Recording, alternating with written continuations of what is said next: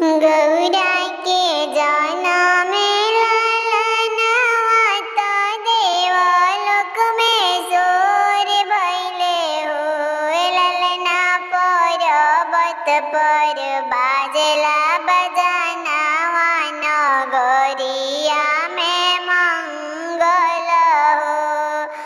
भोले बाबा धन लुटाइले डमरू बजाइले हो।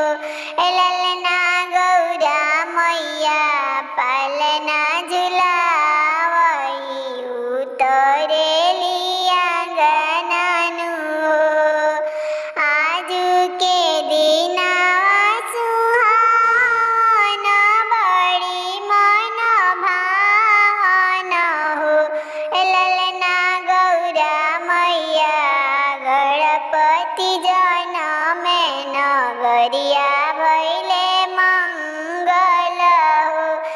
ललना गौरा मैया के कार्तिक जनमे त नगर भइले मंगल हो। मंगल होई है आज के रातिया त हंसी हंसी चुटकी मारे हो। केया जे आवे आजू आंगन त हंसी हंसी चुटकी बजावे हो।